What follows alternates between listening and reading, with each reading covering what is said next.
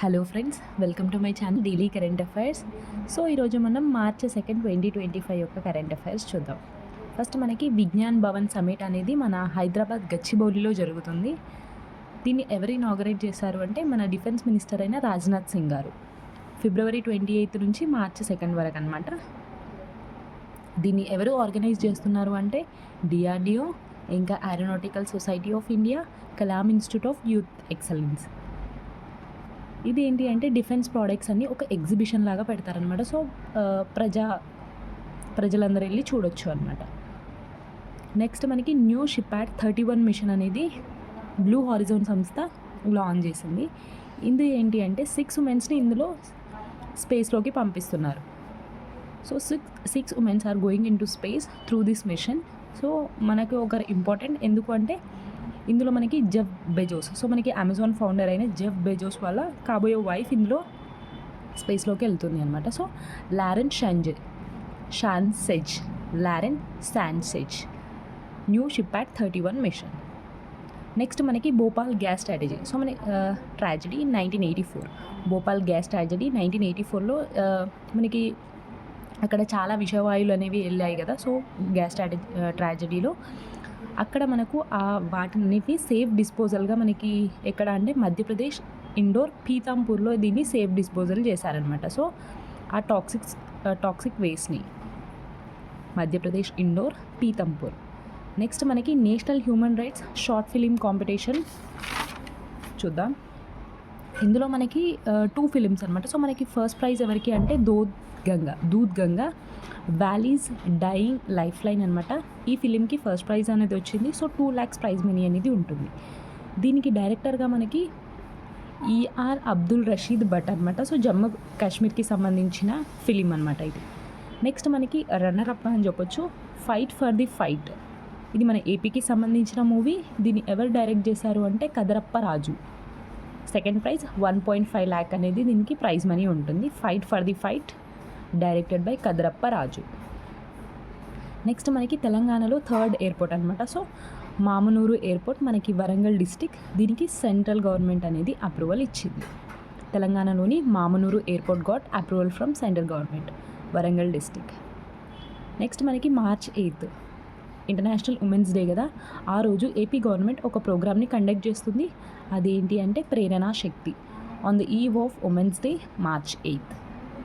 ఒక బుక్ వార్తల్లో ఉంది, దియాస్లీ అనే బుక్. ఇది ఏంటి అంటే ఆటోబయోగ్రఫీ ఆఫ్ కైలాస్ సత్యార్థి గారు. సో మనకి బయోగ్రఫీ ఆఫ్ కైలాస్ సత్యార్థి గారు. సో మనకి సోషాలజీ చదివిన ప్రతి ఒక్కరికి ఇది కైలాస్ సత్యార్థి గారు తెలుసు. నెక్స్ట్ మనకి ఈ బుక్ ఎందుకు వార్తల్లో ఉంది అంటే Indira Gandhi national centre of arts hold a discussion on this book. So వీళ్ళు ఏం చేశారంటే ఈ బుక్ పైన ఒక చర్చ అనేది పెట్టారు అనమాట. సో దియాల్సీ అనే బుక్ పైన చర్చ పెట్టారు వీళ్ళు. కైలాస్ సత్యార్థి గారి ఆటోబయోగ్రఫీ. నెక్స్ట్ మనకి ఆంధ్రప్రదేశ్ బ్రాండ్ అంబాసిడర్గా అంబుల వైష్ణవిని అపాయింట్ చేశారు. సో ఈ అంబుల వైష్ణవి ఎవరు అంటే ఒక ఎంబీబీఎస్ స్టూడెంట్. అమరావతి నిర్మాణానికి కొంచెం ఫండ్స్ అనేది కలెక్ట్ చేస్తాను అని చెప్పింది అనమాట. ఏపీ బ్రాండ్ అంబాసిడర్గా అంబుల వైష్ణవి. నెక్స్ట్ మనకి centre for the science and environment ఒక రిపోర్ట్ని రిలీజ్ చేసింది సస్టైనబుల్ డెవలప్మెంట్ గోల్స్ పైన. సుస్థిరాభివృద్ధి లక్ష్యాలు ఉంటాయి కదా. సో మనకి 17 వాటిపైన ఒక రిపోర్ట్ని రిలీజ్ చేసింది centre for the science and environment సంస్థ. ఇదేం చెప్తుంది అంటే ఇండియా 9 గోల్స్లో ఇంకా బ్యాక్వర్డే ఉంది అని చెప్తుంది అన్నమాట. 9 గోల్స్లో ఇంకా బ్యాక్వర్డే ఉంది. అదే ఓవరాల్గా వరల్డ్లో 167 కంట్రీస్ని కన్సిడర్ చేస్తే రిపోర్ట్కి ఇండియా ప్లేస్ 109 ఉందన్నమాట.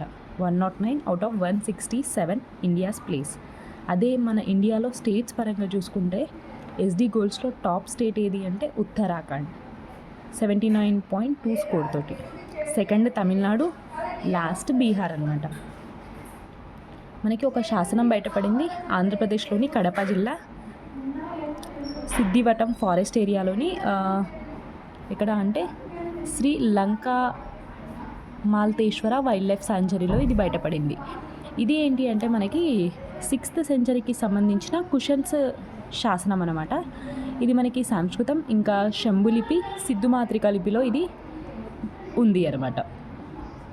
ఎస్ఎన్పి ఒక గ్లోబల్ రిపోర్ట్ని రిలీజ్ చేసింది. ఏంటి అంటే ఇండియా ఎలా ఉండబోతుంది 2030-31 కల్లా అని ఒక అంచనా అనమాట. సో 2030-31 కల్లా ఇండియా జీడిపి ఎంత అంటే $7 ట్రిలియన్ చేరబోతుంది అని ఎస్ఎన్పి గ్లోబల్ రిపోర్ట్ చెప్తుంది అనమాట.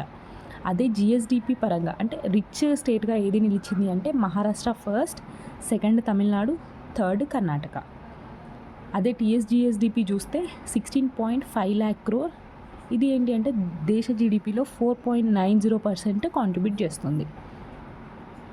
నేషనల్ టర్మరిక్ బోర్డ్ మన నిజామాబాద్లో ఏర్పాటు చేశారు కదా, మొన్ననే పీయూష్ గోయల్ గారు కూడా దీన్ని లాంచ్ చేశారు. దీనికి మొన్న మనకి చైర్మన్గా పల్లె గంగారెడ్డిని నియమించారు కదా, ఇప్పుడు సెక్రటరీగా భవానీ శ్రీ గారిని అపాయింట్ చేశారు.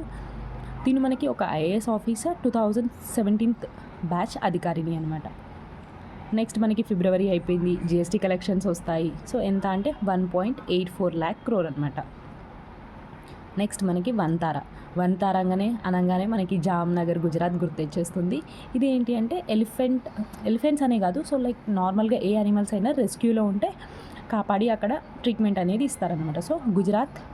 So Vantara wins prestigious Pranimitra award for excellence in animal welfare. Pranimitra award for excellence in animal welfare. Next మనకి ఢిల్లీ గవర్నమెంట్ ఏవైతే పాత వెహికల్స్ ఉంటాయో 15 years బ్యాక్ అంటే 15 years కంటే ఓల్డ్ వెహికల్స్ ఏవైతే ఉంటాయో వాటికి ఇంకా మేము డీజిల్, పెట్రోల్ కానీ ఏవి సేల్ చేయమని చెప్తుంది అనమాట ఢిల్లీ గవర్నమెంట్. నెక్స్ట్ మనకి డిఆర్డిఓ డెవలప్డ్ జా అనేది ఏంటి అంటే జామర్ యాంటీ యూఏవి. సో మనకి జామర్స్ పెడతారు కదా. So for example central governments exams ఏవైనా జరిగితే మెయిన్లీ డిఫెన్స్ ఎగ్జామ్స్ ఏవైనా జరిగితే జామర్స్ పెడతారు. సో అలాంటిదే ఇది కూడా ఒక ఎందుకు అంటే టు ఐడెంటిఫై డ్రోన్స్, అదే 25 kilometers దూరంలో ఉన్న డ్రోన్స్ కదలికలను పసిగట్టడానికి దీన్ని డిఆర్డిఓ డెవలప్ చేసింది. డిఆర్డిఓ డెవలప్డ్ అనమాట. నెక్స్ట్ మనకి Elon Musk Tesla finalises deal for first Indian showroom at Mumbai BKC. So first షోరూమ్ని ఎలన్ మస్క్ ఎక్కడ ఎస్టాబ్లిష్ చేస్తున్నారు అంటే ముంబై బీకేసీలో. సో ఇది ఫ్రెండ్స్ కొన్నే ఉన్నాయి ఈరోజు. సో కరెంట్ అఫైర్స్ 2 March ఒక current affairs. So thank you so much.